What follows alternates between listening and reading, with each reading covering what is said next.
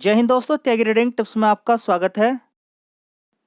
दोस्तों यहाँ पर बात होने वाली है 2 से 3 शेयर के बारे में जो आने वाले टाइम में आपको पैसा बनाकर दे सकते हैं। तो दोस्तों एक शेयर है जहाँ पर एलआईसी लगातार अपनी हिस्सेदारी बढ़ा रहा है, ठीक है। शेयर का नाम है बैंक ऑफ महाराष्ट्र। 54 रुपये का भाव है। क्या खरीदने लायक है या नहीं है? देखिए, रिकमेंडेशन किसी तरह की नहीं है, कुछ रिसर्च है वो मैं आपके सामने बोल रहा हूँ, ठीक है। काफ़ी समय हो जाते हैं, शेयर अपने अकॉर्डिंग भागता है। हम यहाँ पर कितनी भी ताकत लगाएं, शेयर खरीद लेने से ऐसा नहीं कि आप उस शेयर को भगा सकते हैं। सबसे बड़ी बात, 73 रुपीज़ के आसपास ये ऊपर तक गया था, वहाँ से गिरा हुआ है। कमाल की बात यह कि 30 रुपये के आसपास इस शेयर को लगातार कवर किया। 30 रुपये से 73 रुपीज़ तक मार दिया, मतलब कि रिसर्च एकदम ओके निकली, अच्छा पैसा आपने बना लिया, ठीक है। अब कमाल की बात यह है कि यह 54 रुपये से यहाँ से डबल कर सकता है क्या, या फिर 54 रुपीज़ से 70 या 80 रुपीज़ तक जा सकता है क्या? 50% के रिटर्न बन सकते हैं क्या? लॉन्ग टर्म में 150 रुपये 200 रुपये तक भी जा सकता है क्या? क्या इसके अंदर पोटेंशियल है? देखिए, मार्केट कैप 41,000 करोड़ का है, तो यहाँ से अगर 1.5 लाख करोड़ का भी मार्केट कैप हो जाए तो कोई बड़ी बात नहीं है, ठीक है। या फिर 1 लाख करोड़ का मार्केट कैप हो जाए तो देखिए कितना पैसा आपका बन सकता है आने वाले टाइम में, ठीक है।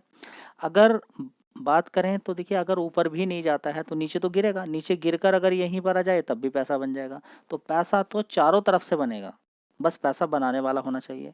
एक तरीका, खरीद के छोड़ दिया लॉन्ग टर्म के लिए। दूसरा तरीका, 54 पे खरीदा, थोड़ा नीचे गया तब खरीदा, और नीचे गया थोड़ा तब खरीदा, और 54 तक आ गया, आपका पैसा बन गया। समझ बात आ गई? तो पैसा बनाना कोई हार्ड काम नहीं है, बस थोड़ा सा आपको समय देना पड़ता है, ठीक है। तो बात करें बैंक ऑफ महाराष्ट्र के, देख लीजिए किस तरह के रिजल्ट्स आए हैं। रिजल्ट्स के आधार पे थोड़ी सी जानकारी इन्फॉर्मेशन आपको मिल जाती है, ठीक है। तो फंडामेंटल सबसे मेन होते हैं, फंडामेंटल सबसे मेन होते हैं जो कि शेयर को भगाने में बड़ी मदद करते हैं। चलिए, तो दोस्तों अगर देखने की कोशिश करते हैं बैंक ऑफ महाराष्ट्र को, तो 1 साल पहले अगर हम देखते हैं यहाँ पर, तो 5,000 करोड़ का रेवेन्यू आता था, उसके बाद 5,100 करोड़ का, फिर 5,400 करोड़ का, फिर 5,875 करोड़ का, उसके बाद 6,017 करोड़ का। लगातार रेवेन्यू यहाँ पर बढ़ता हुआ जा रहा है। चलिए, अब यहाँ पर अगर देखते हैं ब्याज से कमाई, अगर देखते हैं तो 2,600 करोड़ की थी, उसके बाद 2,700 करोड़ की, जो मेन इंपॉर्टेंट रहता है 2,800 करोड़, 3,000 करोड़, 3,200 करोड़। मतलब कि किसी भी एंगल से ये शेयर आपको खराब नज़र नहीं आ रहा है। चलिए, अब देख लेते हैं नेट प्रॉफिट। तो 1 साल पहले ही देख लेते हैं, 884 करोड़ का इस कंपनी का नेट प्रॉफिट था। उसके बाद 920 करोड़, 1,038, 1,230 करोड़, उसके बाद देखेंगे 1,295 करोड़, उसके बाद देखेंगे 1,333 करोड़। मतलब कि जिस तरीके से एसबीआई के लगातार क्वार्टरली बेसिस पे भी और ईयर ऑन ईयर बेसिस पे भी लगातार इजाफा देखने को जो मिल रहा था, सेम इसके अंदर ही मिल रहा है। प्रॉफिट भी अगर हम देखें तो बिल्कुल ओके है। अब देख लेते हैं ग्रोस एनपीए। ग्रोस एनपीए को लेकर कोई चिंता करने की आवश्यकता नहीं है। नेट एनपीए देखेंगे सबसे पहले 1.84%, ग्रोस एनपीए देखेंगे 1.84%, और नेट एनपीए तो देखिए कितना कम है, 0.20%। मतलब कि भूल जाइए, खरीद गए, एक नंबर की कंपनी है, ठीक है। यहाँ पर देखेंगे 1 साल पहले 5.56% की यहाँ पर ग्रोस एनपीए था, उसके बाद नेट एनपीए कितना था, 1.73। दोनों ही घटकर इतना ज़्यादा कम हो गए कि मार्केट में पैसा ही फंसा हुआ नहीं है। अब सबसे मेन इम्पोर्टेंट हम देखते हैं प्रॉफिट पूरे पूरे साल का। कभी 769 करोड़ का पूरे साल का प्रॉफिट होता था, उसके बाद 399 का, 465, बीच में गिरावट, फिर 3-4 क्वार्टर लगा, 3-3 साल लगातार नुकसान, उसके बाद 399 crore profit profit profit profit ऐसा बढ़ा कि दिमाग की धज्जियां ही उड़ा दी, इतना ज़बरदस्त प्रॉफिट बढ़ रहा है। तो ये शेयर शायद फिर दोबारा से 75 रुपये पहुँचता हुआ नज़र आ सकता है। ये मेरी पर्सनल रिसर्च है, आप थोड़ी सी मेहनत कीजिएगा इस पर, क्योंकि फंडामेंटल के आधार पर मैं सारी चीज़ें यहाँ पर डिस्कस करता हूँ, ठीक है। अब देख लेते हैं यहाँ पर कि कंपनी के अंदर एलआईसी अपनी हिस्सेदारी क्यों बढ़ा रहा है, ठीक है। बात करें यहाँ पर तो डीआईएस की हिस्सेदारी कितनी थी, 4%, आज की डेट में कितनी है, 10%। तो किसने यहाँ पर ज़बरदस्त माल खरीदा है, देख लेते हैं यहाँ पर एलआईसी।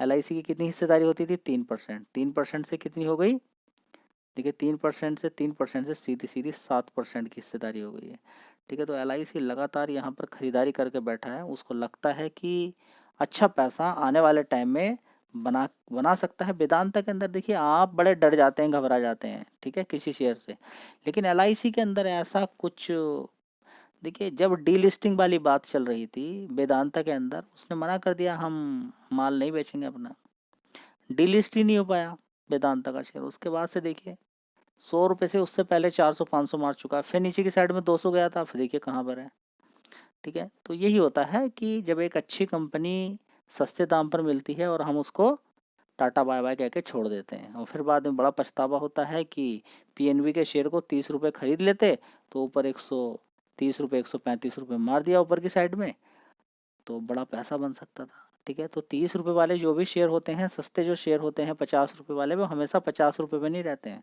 चलिए अगला शेयर देख लेते हैं। दोस्तों शेयर का नाम है ट्राइडेंट, ठीक है। आप कहेंगे ये तो काफ़ी समय से भागा ही नहीं है, नीचे ही गिरा हुआ है, ठीक है।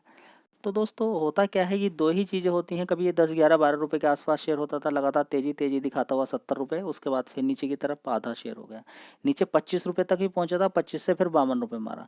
पूरा साल के अंदर इतना तमाशा होता है, जो होल्डिंग करने वाले लोग हैं वो पैसा कमा के ले जाते हैं। होल्डिंग में सिर्फ एक काम आपको करना होता है, किसी भी शेयर के अंदर ये मत अनुमान लगाइए कि यहाँ से गिरेगा नहीं है, जैसे ही आपने सोचा गिरेगा नहीं, बस आप फेल होने वाले हैं। आप बोलिए कि गिरे तो बहुत अच्छी बात है, मैं तैयार हूँ खरीदने के लिए, और पैसा कम है तो ज़रूरी नहीं कि आप देखिए, मैं इतने सारे शेयर्स बताता रहता हूँ, मेरी मजबूरी है कि मैं इतने सारे शेयर्स बताता हूँ, क्योंकि आप लोग बहुत सारे हो, आपके पास एक एक शेयर भी अलग अलग है, तो कितने सारे लोग होंगे आप, समझ बात आई। तो ऐसा तो ज़रूरी नहीं कि आपके पास कॉमन ही सारे शेयर हैं, एक ही प्रकार के शेयर हैं, बस मैं वही बता दूं कि 20 शेयर ही आप लोगों के पास हैं, ऐसा नहीं है। आपके पोर्टफोलियो के अंदर अलग अलग 20 शेयर हो सकते हैं, और कितने सारे आप लोग हों। तो मैं अगर बताता हूँ इतने सारे शेयर, तो इसका मतलब ये नहीं कि आप मेरी कॉपी करेंगे ना, आपको जो भी शेयर अच्छा लगता है अपने बजट के अकॉर्डिंग उसके अंदर एसआईपी करें, थोड़ा थोड़ा खरीद के। ये दुनिया भर की क्या ज़रूरत है आपको दुनिया भर के चक्कर में पड़ना कि वो शेयर भी, ये भी शेयर भी, ऐसा हो गया, कॉल पुट इंट्राडे, दुनिया भर की सारी चीज़ें नहीं भाई। आपको जैसे कि एलआईसी के अंदर एसआईपी करते हैं ना, आप एलआईसी का काम, एलआईसी का कोई प्लान लेते हैं आप, ठीक है, ज़्यादातर लोगों के पास रहता है, तो मंथली वाइज की बात करें या फिर 3 महीने में या पूरे पूरे साल में आप किस्त देते रहते हैं, ठीक है, और वो चलता रहता है जब तक कि मैच्योरिटी उसकी नहीं होती है। इसी तरीके से इन शेयर के अंदर भी काम करना होता है, गिरावट होगी डरना नहीं है, खरीद रहे हैं आप थोड़ा थोड़ा खरीद के स्टार्ट रखिए, कि जहाँ से खरीदना शुरू करा है वो गिरकर वहीं तक पहुँच जाए, तब भी आपका पैसा बन जाएगा। और बढ़िया कंपनी में ज़्यादातर यही होता है कि शेयर गिरता है, गिर के वहीं पहुँच जाता है, ठीक है। तो ये कई बार मैं बात आपको बता चुका हूँ, सस्ते शेयर हमेशा एक जगह नहीं रहते हैं। अब इस चीज़ को आप किसी भी तरीके से ले लीजिए, ठीक है। अगर आपको लगता है कि नहीं ऐसे ही चलता रहेगा, नहीं बाबूजी, देखना चाहते हो, देखना चाहते हो कि सस्ते शेयर क्या हमेशा ऐसे ही रहते हैं, चलिए मैं आपको दिखाता हूँ। दोस्तों शेयर का नाम है रेलटेल, ठीक है। कभी ये शेयर होता था, इसको कोई पूछने वाला नहीं होता था। एक समय था इस शेयर को कोई पूछने के लिए तैयार नहीं था, 121 रुपये से गिरते गिरते कितना पहुंच गया नीचे की साइड में, 93 रुपये, और काफ़ी समय तक 93, 100 रुपये के आसपास रहता है।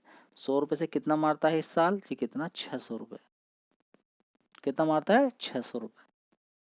अभी भी मार्केट कैप इसका देखोगे ना तो ज़्यादा नहीं है, 14,000 करोड़ का मार्केट कैप है, कितना, 14,000 करोड़ का मार्केट कैप है, समझ में आता है। अभी भी छोटी कंपनी है, ये ज़्यादा बड़ी कंपनी नहीं है, ठीक है।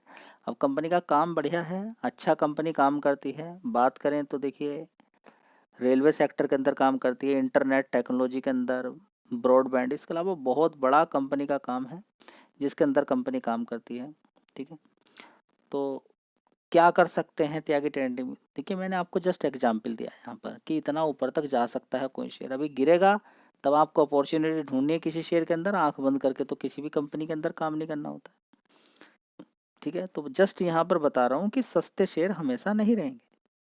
सस्ते शेयर, अगर आपको लगता है कि ये शेयर सस्ता है, ये तो हमेशा यहीं रहेगा, मुझसे तो गलती हो गई, मैं क्यों खरीदूं इस शेयर को, ठीक है।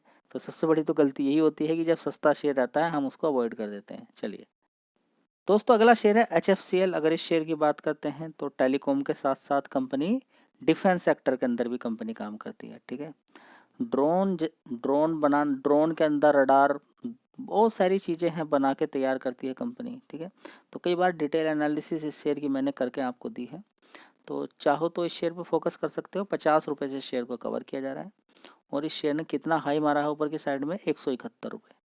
मार्केट कैप 19,000 करोड़ का है, 5 साल का चार्ट पैटर्न देखेंगे तो 6 गुना पैसा कर चुका है, लेकिन लॉन्ग टर्म का अगर देखेंगे तो ये 2000 रुपये के पास होता था, जब से लेकर अभी कोई खास तेज़ी इसने नहीं दिखाई है। अगर बात करें तो चाइना के अंदर भी बहुत सारी कंपनियां हैं जो सेम यही काम करती हैं, HFCL वाला, ठीक है। तो वो यूरोप के अंदर काम करती थी, लेकिन यूरोप के लोगों ने बोला कि आप तो यहाँ पर पूरे मार्केट पे कब्जा करना चाहते हो, हम आप पे लगा देते हैं एंटी डंपिंग ड्यूटी, वो भी 100% वाली। मतलब कि आप काम कर ही नहीं पाओगे, ठीक है। और ऐसी कंपनियों को बोला कि आप ठीक काम कर रहे हो, करते रहिए, कोई दिक्कत वाली बात नहीं है, ठीक है। तो इसका भी बेनिफिट मिला, जब से तेज़ी भी अच्छी बनी है। तो गिरावटें कोई शेयर दिखे, इस शेयर की अगर बात करूँ तो यहाँ से डबल की पावर रखता है, 200 रुपये तक की मान के चलेंगे, अच्छी पावर रखता है जाने तक की। लेकिन उसके बीच में कई बार गिरेगा बढ़ेगा, गिरेगा बढ़ेगा। हिम्मत हो तो होल्ड करके दिखाइए, गिरावट पे खरीद के दिखाइए। त्यागी टेनेटिव्स कोई एक शेयर और है क्या, देखिए वो परेशान, उस शेयर ने भी पैसा बना के दिया है। कोई 62 रुपये 63 रुपये से अगर 80 85 रुपये या 80 रुपये तक मार दे तो कोई गलत नहीं। उस शेयर ने मारा, आज की डेट में वो 65 रुपये के आसपास मिल रहा है। अगर देखना चाहते हो तो मैं उस शेयर को भी आपको दिखा देता हूँ। तो दोस्तों ये कवर किया था 60 रुपये, देखिए सबसे पहले तो इसने बोनस दिया था, उससे पहले तो 90 रुपये तक चला गया था, 45 से कवर किया, उसके बाद 60 से कवर किया। ऊपर की साइड इसने अच्छा ऊपर की साइड में मारा ही, देखिए 52 भी खाई, देखिए इसका कितना मारा इसने, 80 रुपये मारा, 57 रुपये से 80 रुपये मारना कोई गलत बात है, अच्छा पैसा होता है ये भी, ठीक है। अभी 64 रुपये के आसपास मिल रहा है, ठीक है। आने वाले टाइम में फिर 75 रुपये 80 रुपये पहुँच जाएगा, ठीक है। खरीद के रखें, क्योंकि कंपनी का मार्केट शेयर पर्टिकुलर फील्ड के अंदर 40% का है। गिरा हुआ शेयर है, रुका हुआ शेयर है, इसका मतलब ये नहीं कि कंपनी खराब हो गई है, कंपनी खराब हो गई है। बढ़िया शेयर है, आने वाले टाइम में अच्छा पैसा है आपको बना के दे सकता है।